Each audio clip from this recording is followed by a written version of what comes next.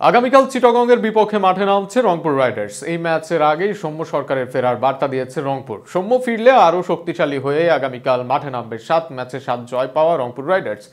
এই ম্যাচে জিততে পারলে কোনো ম্যাচ না হেরে দ্বিতীয় রাউন্ড নিশ্চিত হবে সোহানের দলের। সেক্ষেত্রে সম্ভাব্য একাদশ নিয়ে বিস্তারিত থাকছে প্রতিবেদনে। 7 ম্যাচে 7 জয়ের পর আগামীকাল কোয়ালিফায়ার নিশ্চিত করতে স্বাগতিক চিটাগং কিংসের বিপক্ষে মাঠে নামছে রংপুর রাইডার্স। অনেকের প্রশ্ন তুলছেন নাহিদ রানাকে বিশ্রাম দেওয়া নিয়ে। সেক্ষেত্রে সিলেট পর্বের বেশ কিছুদিন বিশ্রামে থাকায় নাহিদের এই ম্যাচে বিশ্রামের সম্ভাবনা কম। অন্যদিকে টানা ব্যর্থতা ভোগাচ্ছে ওপেনিংয়ের এক প্রান্তে, তাই সেখানে আগামীকাল সৌম্য সরকার ফিরতে পারেন একাদশে।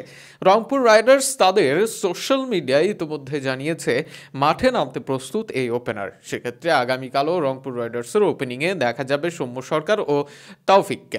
এমনটি হলে একাদশ থেকে বাদ পড়বেন টেইলর। সেক্ষেত্রে ওয়ান ডাউনে আরও একবার দেখা যেতে পারে সাইফ হাসানকে। দারুণ ফর্মে থাকা এই ব্যাটার বেশ কিছু ম্যাচেই খেলেছেন দারুণ ইনিংস। 4 নম্বরে পাকিস্তানি অলরাউন্ডার ইফতেখারকে খেলানো হতে পারে। 5 নম্বরে অন্য পাক অলরাউন্ডার খুশদিল শাহ নামবেন মাঠে।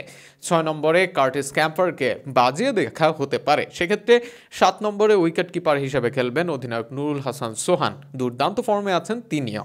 সোহানের পর 8 নম্বরে সাইফুদ্দিন, 9 নম্বরে নামবেন আকিব জাভেদ, 10 নম্বরে শেখ মাহেদি খেলবেন। তাছাড়া দলের পেস অ্যাটাকে দেখা যাবে নাহিদ রানাকে।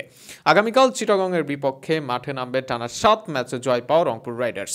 এই ম্যাচে নিজেদের ঘরের মাঠের শক্তি আরও একবার দেখাতে চাইবে চিটাগং, আর টানা 8 জয় পরের রাউন্ড নিশ্চিত করতে চাইবে রংপুর রাইডার্স।